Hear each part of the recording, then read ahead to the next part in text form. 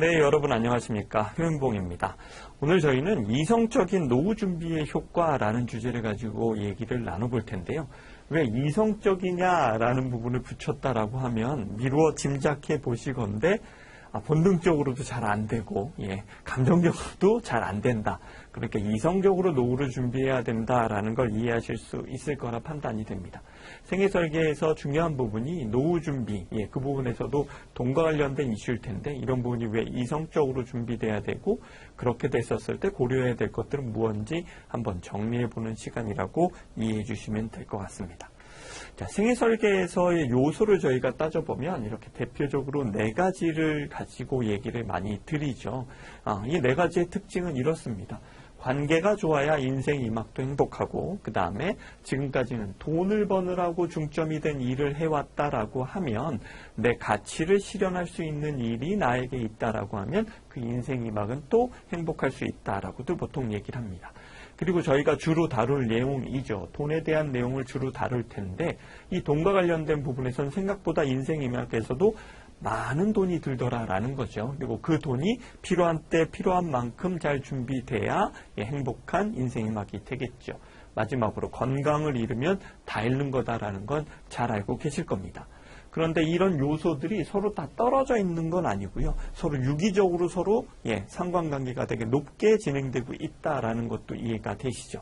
예를 들어 돈이 부족했다라고 하면 추가적인 경제활동, 내 가치를 실현시키려고 했던 경제활동이 돈의 부족을 메꿔줌으로써 서로 상당히 유기적인 관계를 가지고 있다라고 보셔도 될 것 같아요. 자, 근데 저희가 이런 교육이나 아니면 이런 상담들을 일반적으로 이제 고객들을 대상으로 진행하거나 이렇게 됐었을 때 가장 많이 듣는 피드백은 이 내용입니다. 지금까지 어찌어찌 되겠지라고 살아왔는데 생각보다 이렇게 컨설팅을 받아보니 이런 교육을 들어보니 생각보다 이거 좀 더 일찍 준비했었어야 됐는데 좀 더 신경 써야 됐었는데 이런 고민들을 많이 가지신다는 거죠. 그러면서 뒤따라오는 내용이 2가지가 있는데 첫 번째는 교육을 받으신 분들은 내가 이런 교육을 좀 일찍 좀 해주지 나한테 이런 기업의 그런 신세 한탄을 살짝 하시는 경우들도 있고 반대로 컨설팅을 받으셨던 분들은 이런 컨설팅을 내가 좀 더 일찍 받을 거 이런 생각들을 많이들 하세요. 근데 재밌는 건 예를 들어 교육이다라고 가정을 해보고요. 그러면 저희가 보통 50대 생애 설계 교육이 주로 이제 진행이 되고 있는데 40대나 30대에 가서 그런 교육들을 진행하면 당연히 더 효과가 좋을 거잖아요. 근데 그분들의 반응은 어떤가요? 아직은 먼 훗날처럼 느껴져서 50대가 느꼈던 감흥 이런 부분들이 좀 약한 걸 저희가 볼 수 있습니다. 그래서 저희가 만나는 50대들에 대해서 생애 설계 과정을 진행을 할 때 지금이 절대 늦은 때가 아니다. 빠른 때는 아니더라도 충분히 지금 그런 것들을 만들어갈 수 있다는 태도로 얘기를 해주시는 것도 도움이 될 부분이라고 판단이 됩니다. 자, 그러면 생애 설계 속에서의 재무 설계는 어떤 역할을 해야 되냐라는 걸 봤었을 때 저희가 재무 설계가 원래 추구하고 있는 방향에서 그 답을 한번 찾아볼 수 있습니다. 먼저 파이낸셜 플래닝이라고 저희가 얘기하잖아요. 금융상품을 의미하거나 금융상품을 판매하기 위한 전략을 수립하는 것이 아닙니다. 잘 알고 계시죠? 상품 판매 수단이 아니고요. 시간의 흐름에 따라 변하는 고객의 니즈와 목표를 지속적으로 점검해 가고 보완해 가는 프로세스다. 이 내용이 가장 잘 접목될 수 있는 게 생애 설계 내의 재무 설계 파트다라고 고려해 보셔도 좋을 것 같습니다. 그 관점 내에서 재무설계사의 역할은 고객을 부자로 만들어드리는 것이 아니라 재무설계 프로세스를 통해서 고객의 현재 또는 미래를 위한 재무계획을 수립하고 그 계획이 성공적으로 이루어질 수 있도록 상담하고 조언하는 일을 하는 거죠. 자, 저희가 생애설계 과정에서도 마찬가지죠. 그분들에게서 아까 생애설계 4요소 중에 돈에 대한 부분을 가지고 큰 부자를 만들어 드린다는 게 아니라 그분 인생 생애 전체에서 필요한 자금에 대한 계획을 듣고 그 계획을 달성하기 위한 최적의 방안, 놓치고 계신 거나 아니면 좀 과하게 생각하셨던 부분들을 정리해서 최적의 방안을 찾아드리고 끝나지 않죠. 그 과정을 함께 나가는 것이 필요하니까 그런 관점에서 생애설계 내에 재무설계가 필요하다. 이렇게 이해하시면 될 거라 판단이 됩니다. 자, 근데요. 저희가 첫 화두가 이성적으로 노후를 준비해야 된다, 감성적으로 본능적으로 안 된다라고 말씀을 드렸는데 그 결과는 아까 드러났었죠. 아까 이제 고객들이 보통 컨설팅 받고 나서 말씀하시는 내용이 이거 어찌어찌 될 줄 알았는데 생각보다 신경 쓸 게 좀 많네 라고 생각들을 하셨다라는 거예요. 가만 생각해 보면 저희는 미래에 대해서 이렇게 준비가 소홀했거나 그런 부분에 대한 후회가 올 때 이렇게 보통 생각하죠. 살다 보니 어찌어찌 그렇게 됐어 라고 생각을 하는데요. 외국의 유수의 대학들은 이런 것들을 연구를 하잖아요. 사람이 왜 그럴까라는 걸 연구를 한다는 거죠. 자, 스탠포드 대학에서의 연구의 시사점을 저희가 좀 얘기를 나눠볼 텐데요. 자, 사진 속의 인물, 현재 인물 누구죠? 맞습니다. 이 강의를 진행하고 있는 저입니다. 근데 핸드폰에 저희가 현재의 사진을 넣어놓고 눈 찍고 코 찍고 입 찍으면 너 2055년엔 이렇게 늙어 있을 거야 라고 제 나이 든 모습을 보여줍니다. 이런 애들 많이 알고들 계시죠? 예전에 MBC에서 방송국 MBC에서 미래일기라는 코너를 하나 만들어서 연예인들을 나이 든 분장을 시키고 그렇게 살아보게끔 하는, 그래서 삶을 한번 또 생각해 보게끔 하는 그런 프로들도 기억나실 겁니다. 자, 저희가 미래 준비에 소홀을 하다는 건 여기 현재의 나도 나고 그 다음에 미래의 나도 난데 제가 미래의 나에 대한 준비를 소홀히 하더라라는 얘기가 되는 거잖아요. 말씀드렸다시피 저희는 살다 보니 어찌어찌 그렇게 됐네 라고 보통들 생각을 하는데 스탠포드 대학에서 한번 연구를 했습니다. 어떤 연구를 했냐면요. 우리 뇌는 자기 자신을 생각할 때 활성화되는 뇌 영역과 자기와 상관없는 다른 사람을 생각할 때 활성화되는 뇌 영역이 다르다는 걸 발견했다는 겁니다. 무슨 얘기냐면 너에 대해서 생각을 해봐라 라고 fMRI라는 기계에 사람을 넣어놓고 뇌가 어떤 부분이 활성화되는가를 봤더니 본인 나 자신에 대해서 생각할 때 뇌에서 가장 중요한 부위라고 얘기하죠. 전두엽 부위를 많이 써서 생각을 하더라라는 겁니다. 근데 너랑 전혀 상관없는 사람을 떠올려봐 했더니 우리 뇌는 그 부위를 쓰지 않고요. 다른 부위를 써서 생각하더라는 겁니다. 가만히 생각해보면 그래, 소중한 것과 소중하지 않는 것을 달리 생각하는구나 라고 이해하실 수 있는 부분이다라고 봅니다. 근데 마지막 질문을 저희가 뭘 드리냐면 10년 후의 너의 모습을 구체적으로 그려봐라 라고 질문을 했습니다. 자, 10년 후에 너의 모습을 그려봐라 라고 하면 10년 후에 나도 나니까 당연히 저희가 그냥 이성적으로 생각했었을 땐 현재 나를 떠올렸던 그 부위를 써서 생각하지 않을까 싶었는데 결론은 나랑 전혀 상관없는 사람을 생각할 때 떠올리는 부위를 쓰더라라는 겁니다. 이 얘기는 뭐죠? 네, 10년 후에 우리 뇌는 나 아니라고 생각한다는 겁니다. 그러니까 저희가 미래 준비를 차곡차곡 잘해왔다는 건 어떻게 보면 본능을 위배하는 일일 수도 있죠. 그런 분이 외람된 말씀이지만 좀 이상한 분일 수도 있는 겁니다. 우리는 본능적으로 미래 준비를 잘 못하고 현재에만 중시하고 현재의 삶을 사는데 급급한 게 저희가 이제 수천 년 내려오는 유전학적으로 보여지는 행태더라라는 겁니다. 자, 그래서 말씀드렸던 대로 자기랑 상관없는 다른 사람을 생각할 때 활성화되는 내 영역을 우리 뇌는 미래의 나를 생각할 때 한다는 거죠. 자, 그런 면에서 내가 아닌 다른 사람처럼 인식한다는 걸 저희가 인지하고 미래 준비는 수월한 게 아니구나. 우리 고객들이 당연히 어렵겠구나. 그렇다면 어려움에도 불구하고 해야 되는 당위성을 충분히 인지시켜드리고 그 과정을 어떻게 진행하실까를 충분히 고민하게끔 해드리는 게 필요한 부분이다. 이렇게 이해해 보실 수 있을 거라 판단이 됩니다. 자, 이성적인 노후 준비의 효과 사례로 저희는 공적연금을 주로 띱니다. 왜 공적연금을 띄냐면 저희가 왜 공적연금에 이성적이다라는 표현을 썼냐면 이게 본능적이진 않죠. 본능적인 건 현재 중시라고 했는데 공적연금이 현재 중시인가요? 만약에 예를 들어 저희가 두 가지 공적연금인 국민연금과 공무원연금을 예를 들어 볼 텐데 이 두 개의 공적연금이 가입이 본인의 선택이었어요. 그리고 가입 당시 선택도 하실 수 있고 납입할 수 있는 금액도 본인이 정하는 거예요. 거기다가 중간에 무슨 일이 있으면 찾아 쓸 수도 있고요. 뭐 힘들면 그냥 깼을 수도 있고 그 다음에 납입하던 금액도 조정할 수도 있어요. 이렇게 만약에 자유로웠다라고 하면 지금 현재 인생 2막을 준비하시는 분들, 분들에게는 국민연금부터 공무원연금까지가 상당히 알토란 같은 효자 역할을 하는 1층 연금을 담당하고 있는데 이 정도 받을 수 있을 정도로 꾸준히 납입을 유지해 오셨을까요? 아니면 중간에 깨거나 금액을 줄이거나 이러셨을까요? 저희가 앞서 살펴본 대로는 그랬을 개연성이 되게 높다라는 거죠. 그러니까 강제적인 게 주는 힘을 보여주는 게 공적연금의 사례다라고 인지하실 수 있는 부분입니다. 그렇다면 우리 삶에서 인생 생애설계, 노후설계 준비함에 있어서 봤었을 때 강제적인 게 뭘까? 앞으로도 강제적인 게 뭘까라고 보면 여전히 공적연금밖에 없습니다. 강제적으로 죽을 때까지 연금으로 주는 건 공적연금뿐이더라는 거죠. 퇴직연금이나 개인연금들 물론 장기로 받을 수 있습니다. 그러나 강제적인가요? 그렇지 않죠. 본인이 결정해서 진행하셔야 될 부분이죠. 자, 그렇게 본인이 진행했었을 때 이성적인 판단과 고려가 없으시면 당장의 삶에 급급해서 다 쓰게 되겠죠. 보통들 저희 고객들이 퇴직연금 받으면 그 돈 가지고 집 빚 있는 거 갚아야겠다라고 생각하시거나 자녀 결혼하는데 이 돈 갖고 목돈 나오니까 써야겠다라고 생각하시는 건 생애 전체를 고려하지 않은 부분일 수 있잖아요. 이렇듯이 저희가 그러면 강제적인 거의 효과를 저희가 한번 공적연금을 통해서 확인하고 나머지 자산들에 대해서 내 스스로가 어떤 걸 강제할지 고객과 상담하고 얘기해 볼 수 있어야 된다라고 판단이 듭니다.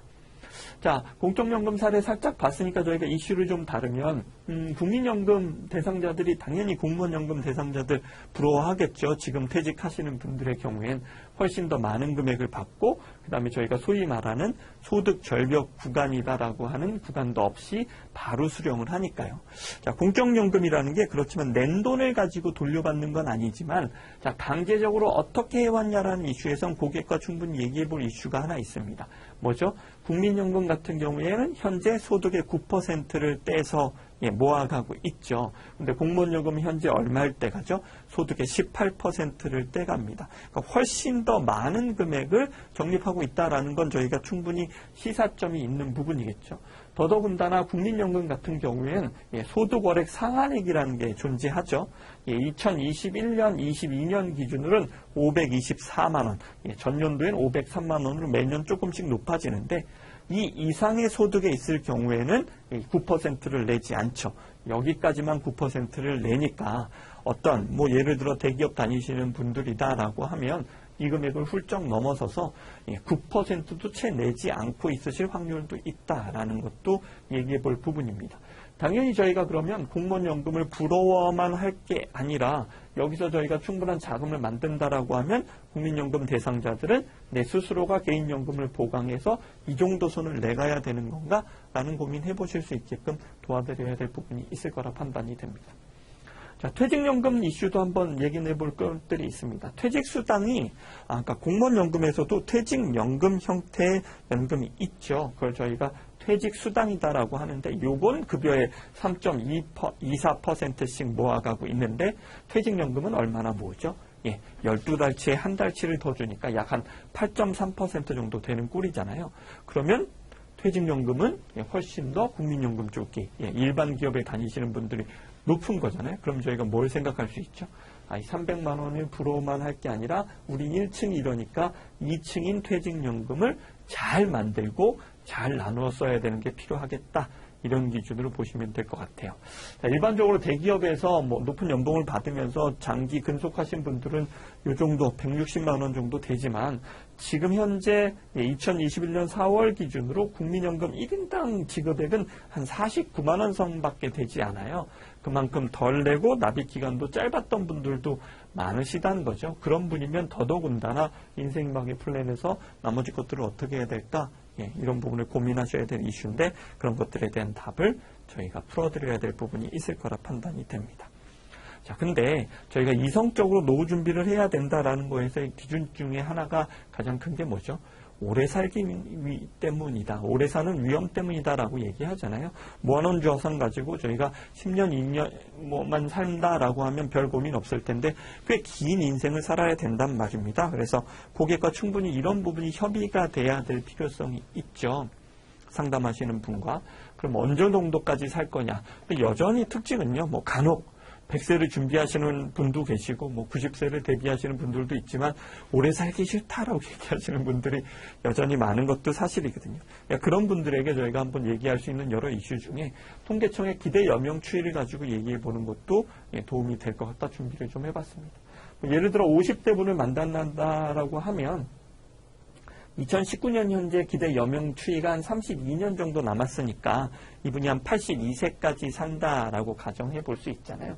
자, 근데 지금 50세 남자가 82세까지 사는데 그에 태어난 2019년에 태어난 애는 80.3세밖에 기대 여명이 그러니까 더 짧아요. 나이 든 분보다. 왜 그럴까요? 맞습니다. 이 아이는 이 사이에 돌아갈 확률이 먼저 죽을 확률이 꽤 있는 부분이죠. 그렇지만 50대 사신 분들은 그런 고비를 다 넘기고 확률적으로도 높은 구간에 해당이 된다는 걸 볼 수 있고요. 근데 특징은 그러면 82세까지만 살면 되네. 왜 그렇게 겁을 줬어? 라고 얘기할 수 있는데 자, 10년 대비 얼마 늘었나 했더니 한 3년 정도 는 거예요. 매년 0.3년씩 늘었다라는 거죠. 그러니까 이 추이가 지속된다라고 가정하면 저희가 조심스럽게 90세, 100세 이렇게 살 수 있다는 걸 가정하고 미래를 준비해야 될 필요성이 당연히 있는 부분이겠죠. 재밌는 건 2018년에 이 증가 추이가 전년 대비 한 0.1년 정도밖에 안 늘었어요. 그래서 이젠 증가 추이가 주나 했더니 웬걸 2019년에 안 늘었던 거 다 합쳐가지고 0.5%나 는 꼴이라 앞으로도 10년 단위 한 3년의 증가 추이는 저희가 감안하고 고려해야 될 부분이다라고 보시면 될 것 같아요. 이런 현상 때문에 남자들의 생존 확률을 보니까 65세인 경우에서의 생존 확률은 벌써 2019년 기준으로 88.3%가 생존한다고 나왔고요. 80년에서도 61.7% 정도는 생존에 있다라는 부분인데 아까 봤던 증가 추이 때문에 이런 부분이 더 높아질 거다. 그래서 저희가 오래 사는 위험은 누구에게나 닥쳐온 부분이다라고 판단하고 이걸 대비할 수 있는 생애 설계적 재무 설계를 해야 된다라고 보시면 좋을 것 같아요. 자, 남자들이 이런데 보통 여자들이 남자보다 한 5년, 6년 정도의 기대 여명이 더 길잖아요. 그런 부분은 통계청 추이에서도 그대로 나타나고요. 50세 여자의 경우 2019년 현재 한 87.5세까지 살게 예상이 된다. 역시나 거기서도 기대 증가 추이가 조금은 낮지만 꾸준히 증가하고 있는 모습은 보여주고 있다. 그래서 이렇게 기대 여명이 남자보다 5, 6년 긴 여자의 경우에는 벌써 65세 생존율이 94.8%까지 올라가 있고요. 80세 생존율도 81%에 달하고 있는데 이런 부분이 점점 높아질 거니 오래 사는 부분에 대한 대비가 필요하다라고 고객에게 설득하실 수 있을 거라 판단이 됩니다. 자, 그러면 이렇게 오래 사는 인생에서의 나의 적정 노후 생활비는 어느 정도가 맞을까요? 보통 이런 걸 따질 때 저희가 상담하시는 분들이 이런 자료에 민감합니다. 국민연금연구원에서 2020년에 나온 자료를 보니까 적정 노후 생활비가 서울에서 살려면 부부 기준으로는 한 319만 원 정도 들고 광역시나 도로 내려갈수록 좀 낮아지더라라는 부분인 거죠. 자, 그러면 이 금액을 보면 내가 어떻게 살았는지는 별로 생각 안 하시고 저 정도만 있으면 돼? 라는 관점으로 출발을 하세요. 그래서 나 국민연금 공무원이시면은 지금 퇴직하시는 분들은 얼추 게임 끝난 거죠. 나 저 정도면 공무원연금 되니까 나는 별 문제 없겠네 이렇게 생각하실 거고 국민연금 있으신 분들은 내가 받는 국민연금에 개인연금 들어오는 거 퇴직연금 받는 거 이러면 요거 되면 나 별 무리 없을까 이렇게 생각들을 하실 수 있을 거다라고 판단이 돼요. 근데 저희는 일반적으로 컨설팅 하면서는 이게 현실적이지 않다라고 봅니다. 무슨 얘기대로 말 그대로 그냥 설문조사 값이고 그거의 평균값이잖아요. 그러니까 내가 지금까지 평균의 삶을 살았냐 해서 출발해야 된다. 그러니까 내 몸에 맞는 내 거를 저희가 좀 찾아야 되는데요. 통계적이 아닌 내 가정의 적정 노후 생활비는 어디서 출발하냐면 본인의 현재 생활비에서 출발해야 된다라는 부분입니다. 자, 그래서 만약에 적정 노후 생활비 예상액이 현재 생활비보다 작은 경우, 예를 들어서 지금은 저는 한 400만 원 정도 쓰고 있습니다. 근데 나는 노후에는 300만 원 쓸 거예요. 그러면 100만 원이 어디서 주는지 정리 한번 해보시는 게 필수적인 거라는 거죠. 그때 가서 어떻게 되겠지. 그거에 맞춰서 살면 되지 라고 쉽게들 얘기하시는데 지금까지 경험이 지금 이 강의를 들으시는 분들이나 아니면 여러분들이 만날 고객분들 모두 다가 돈이란 놈이 그렇게 호락호락한 놈이 아니라는 건 다 동의되고 이해되시는 부분일 거다라고 판단이 됩니다. 무슨 얘기라면 그렇게 적게 쓰기가 쉽지 않더라라는 거죠. 그렇게 쉽게 싹 변하지 않더라. 만약에 정말 그렇게 줄여 써야 된다라고 하면 준비하시는 과정에서 그렇게 연착륙을 시키시는 노력을 해야 될 필요성이 있다라는 거죠. 자, 그런 부분에서 현실적이고 합리적인 노후 생활비 계획이 필요하다 이렇게 보시면 됩니다. 자, 그 다음에 은퇴 2막, 인생 2막 삶에서의 저희가 노후 생활비가 일정 금액이 들어가진 않죠. 보통 그래서 활동기, 회상기, 간병기 이렇게 나누어서 얘기들을 보통들 합니다. 자, 활동기의 기간은 보통 75세, 80세까지도 요새는 보는 것 같아요. 그래서 보통 원래 사셨던 건강한 몸이 유지되면서 여러 활동들이나 이런 것들을 적극적으로 하는 부분이죠. 자, 그런 관점에서 생활비 규모의 특징은 은퇴 전 생활비 수준에서 크게 벗어나지 않는 특징을 갖고 있고요. 자, 근데 회상기는 어떠냐라고 하면 인생을 정리하는 시기로 몸이 예전 같진 않은 거죠. 그래서 보통 활동이 위축되면서 축소됨에 따라 생활비도 축소되는 경향들을 보이고 있습니다. 그래서 보통 50대가 이제 컨설팅을 받는다라고 가정을 하면 이분들이 노후 생활비 얼마예요? 라고 얘기할 때 우리 부모님이 얼마나 쓰시는가를 많이 보실 때가 있어요. 근데 그 부모님은 회상기에 들어가 있을 확률들이 높죠. 자, 근데 이런 회상기 때 적어진 생활비나 이런 것들이 의료비로 다 충당이 될 수도 있다라는 부분도 있고요. 아시다시피 간병기는 이제 나이가 들면서 저희가 지금 현재는 80세지만 그게 점점 더 길어질 거로 예상되는데 의료비나 이런 것들이 발생할 수 있는데 이건 얼마가 될지 개별 케이스마다 다 다른 부분이고 이에 대한 대비도 일정 부분 필요하다라고 보는 거죠. 자, 그래서 구체적으로 컨설팅을 한다면 이 시기엔 얼마, 이 시기엔 얼마, 이 시기엔 얼마 이런 것들 따져서 저희가 컨설팅도 할 수 있지만 큰 그림을 먼저 잡고 간다라고 하면 이 전체 시기를 큰 흐름을 보고 한 금액을 정해서 상담을 하는 것도 저희는 가능하다고 봅니다.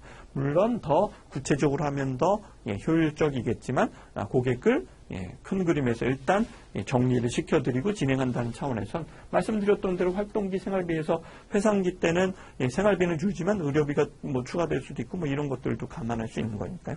그런 기준에서 잡아보시면 좋을 것 같다. 이렇게 정리해 볼 수 있을 것 같습니다. 자, 그래서 저희는 이런 화두를 소비해서 좀 고객이랑 많이 얘기합니다. 인생이라는 삶의 연비다라고 보는 거죠. 저희가 차는 연비 좋은 차를 타고 싶어들 하세요.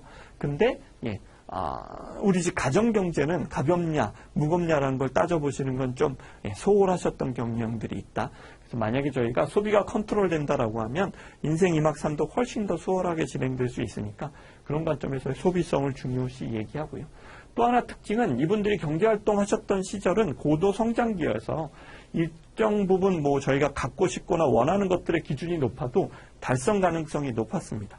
근데 인생 2막을 살아야 되는 부분은 저 성장 시대에 저희가 진입함으로써 막연히 기대가 높으면 그에 따라서 좌절하거나 이렇게 될 개연성도 높기 때문에 이 부분을 저희가 중요시 한번 다뤄야 되고요. 또 하나 가만히 생각해 보면 저희가 지금까지 살아오면서 소비하면서 살았는가 아니면 소비 당하면서 살았는가라는 걸 생각해 봤었을 때 자본주의 사회에서 저희가 훌륭한 마케팅 인력들의 공격을 받으면서 일정 부분 소비 당하면서 살았던 부분들이 있다. 그런 관점에서 인생 2막을 준비할 때는 소비하면서 삶을 사는 삶, 그러니까 관리하는 소비가 돼야 되는 부분들이 필요하다라는 게 있고요. 또 하나 저희가 돈이 드는 그림을 좀 살펴보면 편리와 불편 면에서 편리해지면 편리해질수록 돈이 더 필요한 그림들이 있습니다. 세상 편리한 게 편하긴 하지만 예를 들어서 저희가 편리한 에스컬레이터만 주로 타면 건강이 망쳐서 저희가 계단을 불편하지만 오르듯이 이런 부분에서도 소비를 좀 고려하거나 생각해 보셔야 될 필요성이 있다. 이렇게 정리가 되고요. 그래서 인생 2막을 삶을 살 때 미니멀 라이프에 대한 얘기들을 많이 하죠. 행복을 사는 소비라고 표현을 하는데요. 결론적으로는 이것도 없애고 저것도 없애고 이런 삶이 아니라 쓸데없는 것에 나를 뺏기지 않을 자유, 소중한 거에만 돈을 쓰는 그런 선택과 집중을 할 수 있는 삶이 저희가 판단하기엔 미니멀 라이프라고 봅니다.